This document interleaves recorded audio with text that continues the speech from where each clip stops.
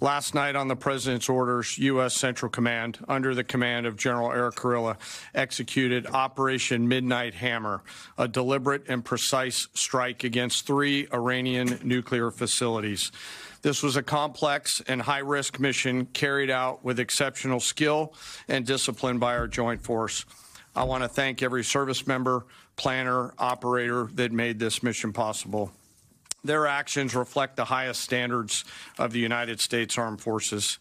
This operation was designed to severely degrade Iran's nuclear weapons infrastructure. It was planned and executed across multiple domains and theaters with coordination that reflects our ability to project power globally with speed and precision at the time and place of our nation's choosing. This was a highly classified mission with very few people in Washington knowing the timing or nature of this plan. I'll refer you to the graphic on the side as I walk you through some of the operational details.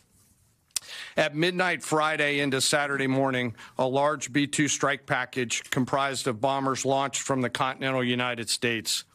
As part of the plan to maintain tactical surprise, part of the package proceeded to the west and into the Pacific as a decoy, a deception effort known only to an extremely small number of planners and key leaders here in Washington and in Tampa. The main strike package, comprised of 7 B-2 Spirit bombers, each with 2 crew members, proceeded quietly to the east with minimal communications.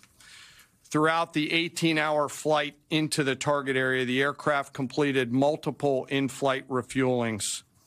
Once over land, the B-2s linked up with escort and support aircraft in a complex, tightly timed maneuver requiring exact synchronization across multiple platforms in a narrow piece of airspace, all done with minimal communications. This type of integration is exactly what our joint force does better than anyone else in the world. At approximately 5 p.m. Eastern Standard Time last night, and just prior to the strike package entering Iran, a U.S. submarine in the Central Command area of responsibility launched more than 24 Tomahawk land attack cruise missiles against key surface infrastructure targets at Esfahan. As the Operation Midnight Hammer strike package entered Iranian airspace, the U.S. employed several deception tactics, including decoys, as the 4th and 5th generation aircraft pushed out in front of the strike package at high altitude and high speed, sweeping in front of the package for enemy fighters and surface-to-air missile threats. The strike package was supported by U.S. Strategic Command, U.S. Transportation Command, U.S. Cyber Command, U.S. Space Command, U.S. Space Force, and U.S. European Command.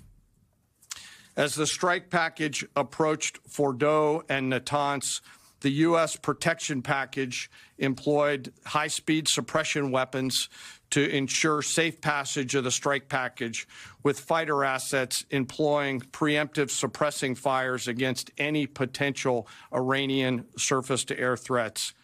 We are currently unaware of any shots fired at the U.S. strike package on the way in. At approximately 6:40 p.m. Eastern Standard Time, 2:10 a.m. Iran time, the lead B-2 dropped 2 GBU-57 massive ordnance penetrator weapons on the first of several aim points at Fordo. As the president stated last night, the remaining bombers then hit their targets as well, with a total of 14 MOPs dropped against 2 nuclear target areas. All 3 Iranian nuclear infrastructure targets were struck between 6:40 p.m. and 7:05 p.m. Eastern Time. Again, that's about 2:10 in the morning local time in Iran, with the Tomahawk missiles being the last to strike at Esfahan to ensure we retain the element of surprise throughout the operation. Following weapons release, the Midnight Hammer strike package exited Iranian airspace and the package began its return home. We are unaware of any shots fired at the package on the way out. Iran's fighters did not fly, and it appears that Iran's surface-to-air missile systems did not see us. Throughout the mission, we retained the element of surprise. In total, U.S. forces employed approximately 75 precision-guided weapons during this operation. This included, as the President stated last night, 14 30,000-pound GBU-57 massive ordnance penetrators, marking the first ever operational use of this weapon. I know that battle damage is of great interest.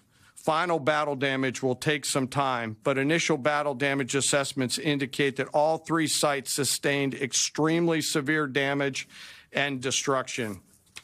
More than 125 U.S. aircraft participated in this mission, including B-2 stealth bombers, multiple flights of fourth and fifth generation fighters, dozens and dozens of air refueling tankers, a guided missile submarine, and a full array of intelligence, surveillance, and reconnaissance aircraft, as well as hundreds of maintenance and operational professionals. As the Secretary said, this was the largest B-2 operational strike in U.S. history and the second longest B-2 mission ever flown, exceeded only by those in the days following 9/11. Well prior to the strike, General Kurilla elevated force protection measures across the region, especially in Iraq, Syria, and the Gulf. Our forces remain on high alert and are fully postured to respond to any Iranian retaliation or proxy attacks, which would be an incredibly poor choice. We will defend ourselves. The safety of our service members and civilians remains our highest priority. This mission demonstrates the unmatched reach, coordination, and capability of the United States military. In just a matter of weeks, this went from strategic planning to global execution. This operation underscores the unmatched capabilities and global reach of the United States military.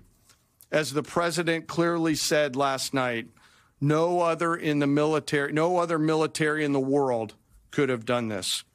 I join the President and the Secretary in being incredibly proud of the air crews, naval forces, cyber operators, planners, and support teams, and commanders who made this mission possible. It is their skill, discipline, and teamwork that makes this operation possible. I am particularly proud of our discipline related to operational security, something that was of great concern to the President, the Secretary, General Kurilla, and me, and we will continue to focus on this.